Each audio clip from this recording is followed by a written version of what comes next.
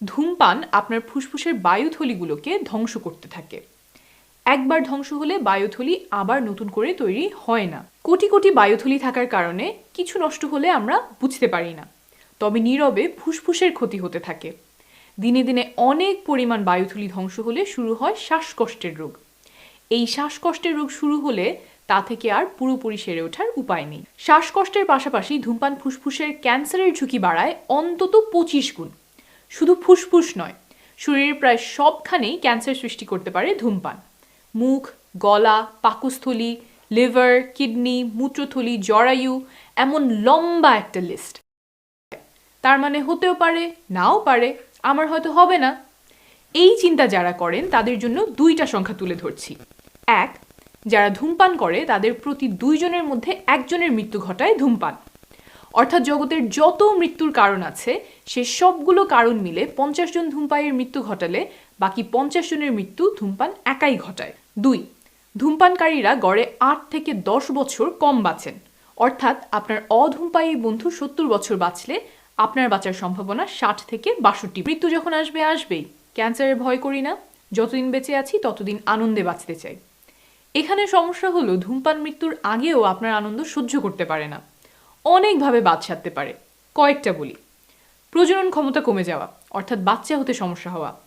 বাচ্চা হলে বাচ্চার শরীরে জন্মগত ত্রুটি থাকা, অল্প বয়সে চামড়ায় ভাঁজ পড়া, হাড় নরম হয়ে যাওয়া যে কারণে সহজেই হাড় ভেঙে যেতে পারে, দাঁত মাড়ি নষ্ট হয়ে যাওয়া, দাঁত পড়ে যাওয়া, চোখে ছানি পড়া, শরীরের রোগ প্রতিরোধ ক্ষমতা কমে যাওয়া যে কারণে করোনা হলে ঝুঁকি বেশি। করে না তাদেরও তো হার্ট অ্যাটাক হয়, স্ট্রোক হয়। কথা ঠিক, কিন্তু যুক্তি ভুল।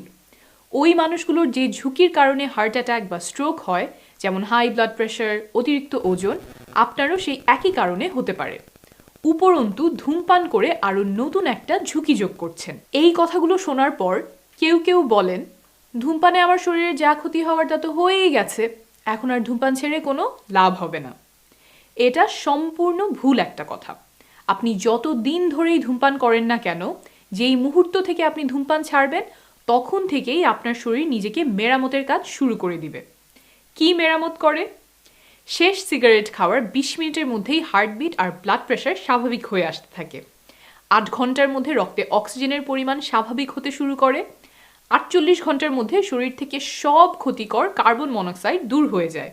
নাকের ঘ্রাণ আর মুখের স্বাদ ফিরে আসে। 72 ঘন্টার মধ্যে শ্বাসতন্ত্র প্রসারিত হওয়া শুরু করে, ফলে শ্বাস নেওয়া সহজতর হয়। 3 থেকে 9 মাসের মধ্যে ফুসফুসের ক্ষমতা 10% পর্যন্ত বাড়তে পারে। 1 বছর পর আপনার হার্ট অ্যাটাকের ঝুঁকি অর্ধেকে নেমে আসে।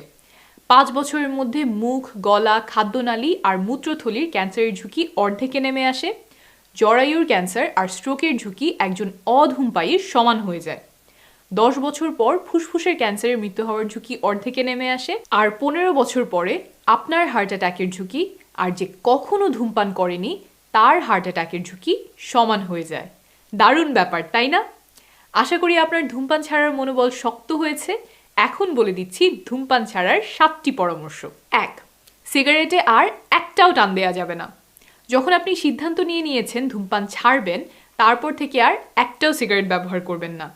গবেষণায় দেখা গেছে জাস্ট একটা সিগারেট বা শুধু একটা টান দিব এমন চিন্তা থাকলে ধূমপান ছেড়ে দেওয়া খুব দুরূহ হয়ে পড়ে। একটা টান দেওয়ার পরে বেশিরভাগ ধূমপানকারী আবার আগের মতো ধূমপানে ফেরত চলে যায়। তাই আপনার শক্ত থাকতে হবে যে একটা সিগারেটও ব্যবহার করা যাবে না। যেসব জিনিস দেখলে আপনার ধূমপান করতে মন চাইবে, যেমন সিগারেট, লাইটার, অ্যাশট্রে, সেগুলো সরিয়ে ফেলবেন। যেসব জায়গায় আপনি ধূমপান করতেন পারলে সেখানে যাওয়া আসা এড়িয়ে চলবেন। যেই সময়ে আপনি সাধারণত ধূমপান করতেন সেই সময় নিজেকে অন্য কাজে ব্যস্ত রাখবেন। যেমন আপনি যদি সন্ধ্যার খাবারের পরে সিগারেট খান, তাহলে হয়তো আপনি খাওয়ার পরে সোজা উঠে বাসন কোসন ধুতে চলে যাবেন। কিছু খাবার ধূমপানের স্বাদ বাড়িয়ে দেয় এবং আরও আকর্ষণীয় করে তোলে। সেগুলো হলো মাংস, চা, কফি, কোমল পানীয় ইত্যাদি। তাই এগুলো পরিহার করবেন। আবার কিছু খাবার ধূমপানের স্বাদকে বিশ্রী বানিয়ে ফেলে, যেমন ফলমূল, শাকসবজি। তাই এগুলো বেশি বেশি খাবেন। 2, ধূমপান বন্ধ করলে প্রথম কিছুদিন আপনার খারাপ লাগবে। এই খারাপ লাগা কাটিয়ে ওঠার পরিকল্পনা আগে থেকেই তৈরি করতে হবে। শরীরে যে সমস্ত বিরূপ প্রতিক্রিয়া দেখা দিতে পারে সেগুলো হলো অস্থির লাগা, মেজাজ খিটখিটে হওয়া, ক্লান্ত লাগা, ঘুমের সমস্যা, কোষ্ঠকাঠিন্য, কোনো কাজে মনোযোগ না দিতে পারা। এগুলো দেখা দিলে ঘাবড়ে যাবেন না, জানবেন এগুলো স্বাভাবিক এবং কিছুদিনের মধ্যেই সেরে যাবে। নিজেকে মনে করিয়ে দিবেন এই খারাপ লাগার সময়েই আপনার শরীরের কত উপকার হচ্ছে।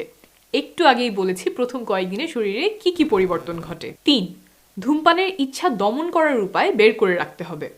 যখন সিগারেটে একটা টান দিতে খুব ইচ্ছা করবে তখন সেটা ঠেকানোর চেষ্টা করবেন। এই তাড়না 2 মিনিটের মাথায় সবচেয়ে প্রবল হয়, তাই নিজের মনকে অন্যদিকে নিতে হবে। কিভাবে করতে পারেন? 3টা উপায় বলছি। 1, একজন বন্ধু নির্ধারণ করে রাখবেন যাকে ধূমপানের ইচ্ছা হলেই কল দিবেন। সে আপনাকে ধূমপান না করার জন্য উৎসাহ দিবে বা আপনার প্রিয় কোনো বিষয়ে গল্প শুরু করবে। 2, যে কারণে আপনি ধূমপান ছাড়তে চান সেটার কথা চিন্তা করেন। যদি সেটা হয় আপনার ছোট মেয়ের জন্য, তাহলে সাথে তার একটা ছবি রাখতে পারেন এবং সেটা দেখতে পারেন। যদি কিছুদিনের মধ্যে বাচ্চা নেওয়ার পরিকল্পনা করে থাকেন, নিজেকে মনে করিয়ে দিন এই ধূমপানের কারণে আপনার বাচ্চা শরীরে ত্রুটি নিয়ে জন্মাতে পারে। 3, বাইরে থেকে একটু হেঁটে আসতে পারেন, তবে হাঁটতে গেলে যদি আবার টং থেকে সিগারেট কিনে খাওয়ার সম্ভাবনা থাকে তাহলে এই পদ্ধতি বাদ দিয়ে অন্যগুলো চেষ্টা করতে হবে। 4, ধূমপায়ী বন্ধুদের চাইতে ধূমপান করে না বা ধূমপান ছেড়েছে এমন বন্ধুদের সাথে বেশি সময় কাটাবেন। কেউ আপনাকে ধূমপান করতে বললে তাকে কিভাবে না করবেন সেটা চিন্তা করে রাখবেন। বলতে পারেন আমি তো ধূমপান ছেড়ে দিয়েছি, বা ধন্যবাদ আমি ধূমপান করি না। আর এমন বন্ধু যদি থাকে যারা ধূমপান ছাড়তে সফল হয়েছে, তাদের কাছ থেকে শুনতে পারেন যে তারা কি কি উপায় অবলম্বন করেছিল। 5, নিয়মিত ব্যায়াম করবেন। প্রতিদিন 5 মিনিট করে ব্যায়াম করলেও তা ধূমপানের ইচ্ছা কমাতে সাহায্য করতে পারে। 6, কিছু ওষুধ, নিকোটিন প্যাচ, ইনহেলার, স্প্রে আপনাকে সাহায্য করতে পারে। এগুলো ধূমপানের তাড়না কমাবে। চিকিৎসকের পরামর্শ নিয়ে যেটা আপনার জন্য ভালো হয় সেটা শুরু করতে পারেন। 7, ছেড়ে দেওয়ার পরে আবার ধূমপান করলে নিরাশ হবেন না। আপনি একা নন। সিংহভাগ ধূমপায়ী প্রথম চেষ্টায় ধূমপান ছাড়তে ব্যর্থ হন। যারা ধূমপান ছেড়েছেন তাদের মধ্যে বেশিরভাগই সফল হয়েছেন কয়েকবার চেষ্টা করার পরে। তাই আপনি ছাড়ার প্রক্রিয়া শুরু করার পরে কোনো কারণে যদি একবার ধূমপান করেও ফেলেন, নিরাশ হবেন না। কোন পরিস্থিতিতে আপনি আর নিজেকে আটকাতে পারেননি সেটা যাচাই করবেন, যাতে একই ভুল আর না হয়। আমার পরামর্শ কাজে না আসলে আপনার পছন্দের একজন ডাক্তারের পরামর্শ নিন, তবে ধূমপান বন্ধ না করে হাল ছাড়বেন না।